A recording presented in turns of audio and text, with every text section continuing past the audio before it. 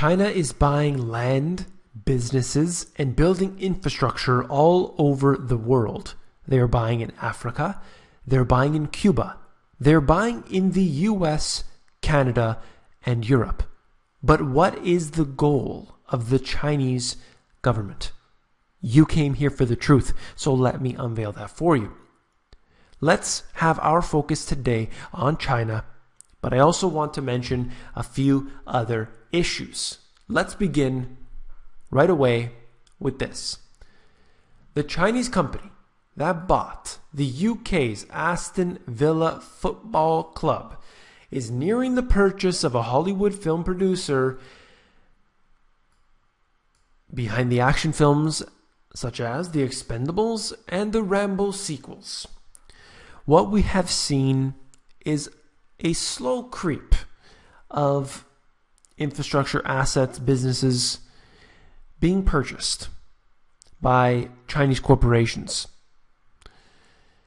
And this has been a global situation.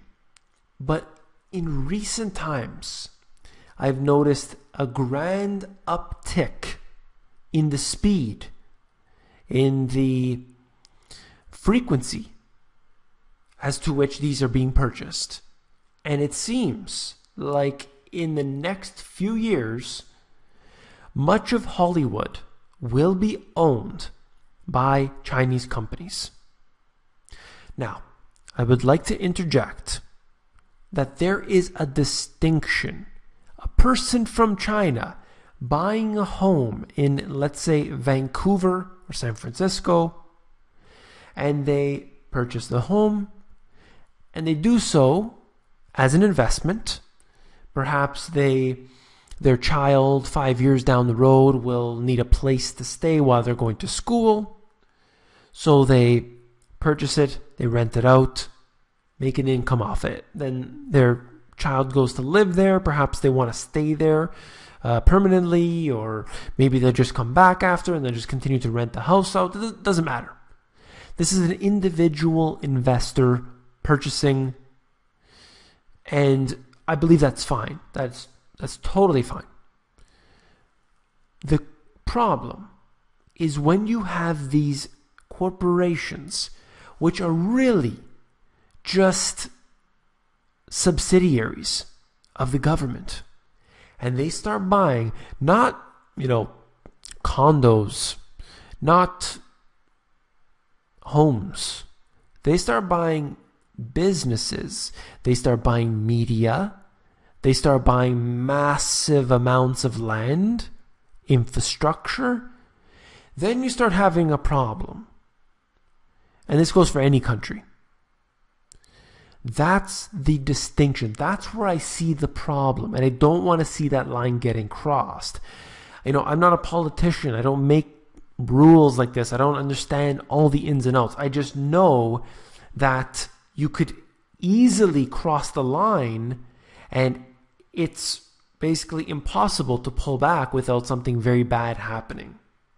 That's what concerns me about this as we go on in these articles here, okay? And I want to know what you think about that. So please let me know in the comments. From buses and trucks to a $500 million golf resort, China is deepening its business footprint in Cuba, helping the fellow communist-run state survive a crisis in the oil benefactor Venezuela and insulate against the possible rollback of the U.S. detent. Now, what is important to note is that they obviously have had ties for quite some time, but I've noticed that the amount of money being spent here, look at this, Cuban imports from China reached a record $1.9 billion in 2015. That's 60% above the annual average for the previous decade. So their partnership is clearly stronger than ever. And this is showing you that they want to do business with China. They want to expand that. And another thing to note here is that you had seen Obviously, for decades, the US and Cuba were at this stalemate. And then you saw the sort of opening up to Cuba. But just before Obama left office, he signed one of those wonderful executive orders, and it was to end wet foot, dry foot, which I thought was very interesting, very surprising. And I'm still unsure exactly why that was done and why it was done at that time, considering the previous actions. Anyway, so this right here is talking about basically the influence of China and Cuba and also the US. A deterioration in the US-China relations under Trump could also lead Beijing to dig in deeper into Cuba. And I do believe that could be true should there be some issues with the US and China coming up. China's growing presence gives its companies a head start over US competitors in Cuba opening up in there. I see that ultimately businesses are opening. I think it's going to be able to have, it could flourish.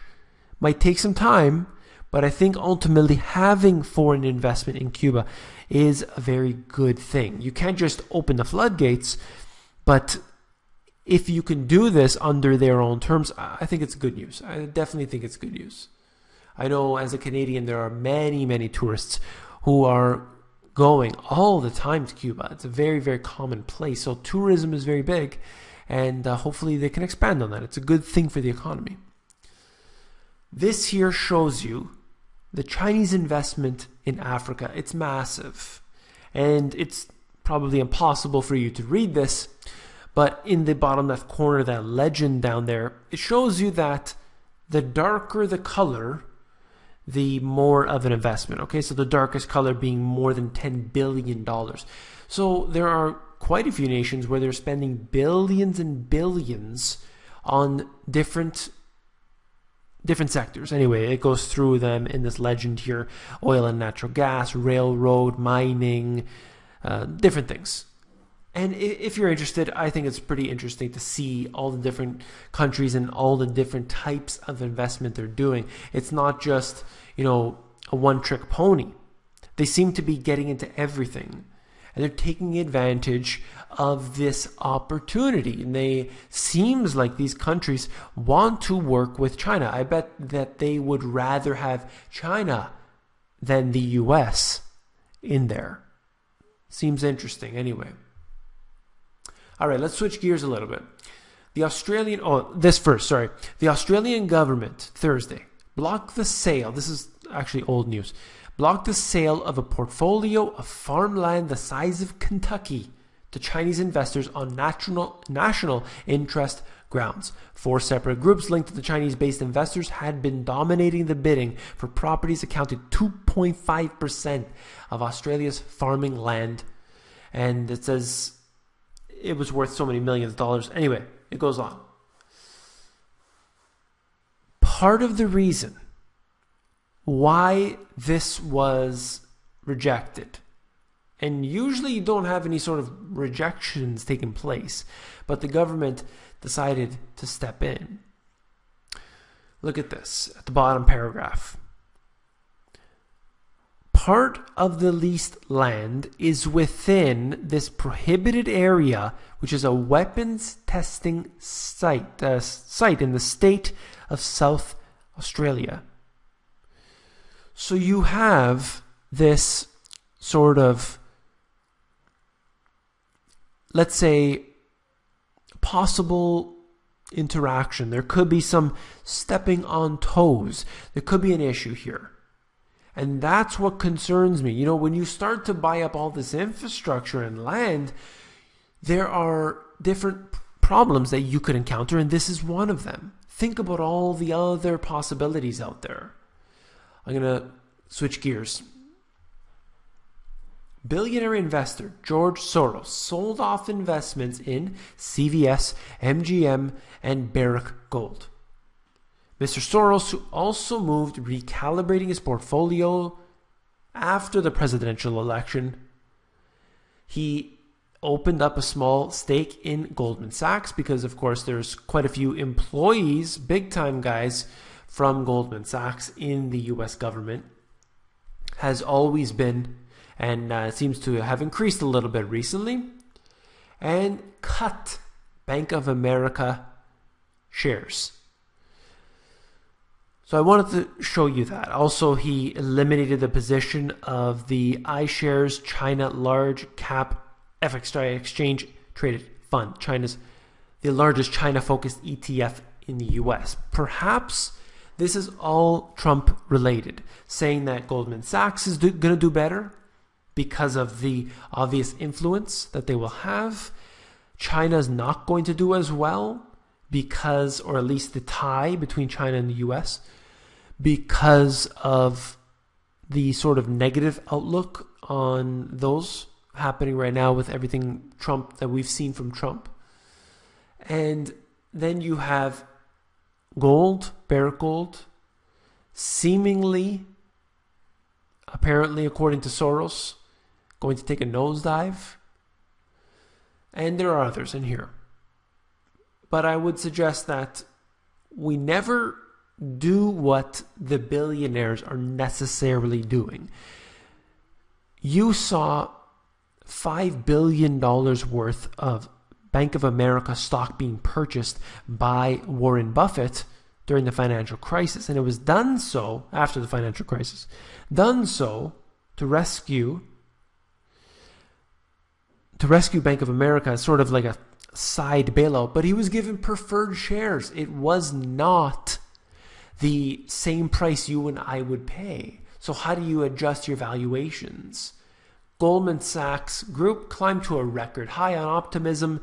President Donald Trump's administration will spur trading and deal-making / corporate taxes and roll back costly regulations after installing the firm's executives in top government posts. And I do believe that Goldman Sachs will have a say in what happens in the financial sector as a result of this, but it's really, realistically, it's no different than what we've seen before because they've always had preferred treatment.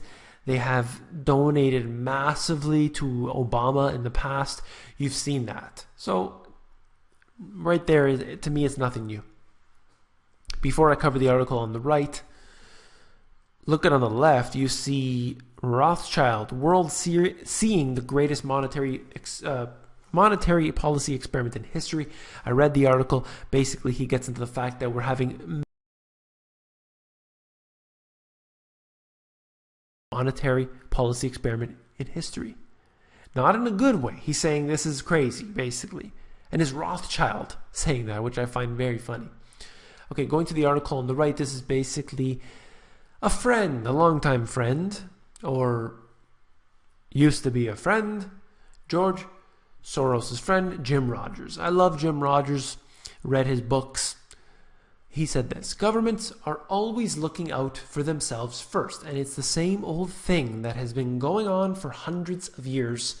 The Indians did the same thing recently. They withdrew 86% of the currency in circulation, and they now have made it illegal to spend more than, I think it's $4,000 in cash.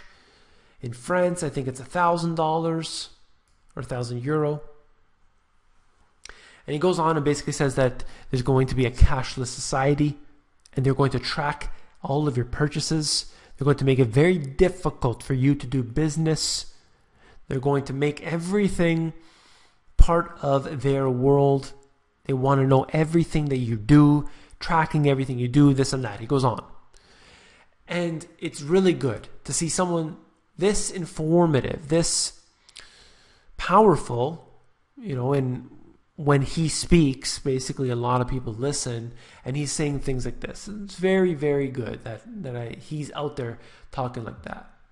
And then you have this, which is all about this in this case Brazil, the universal basic income, where they are trying an experiment of a seaside town of about 150,000 people near Rio, saying that they would give them this monthly check, see how it goes, and they want to see if this is a better way to go than all the different welfare programs. Just give people, print it up, give it to people, and see how the economy goes.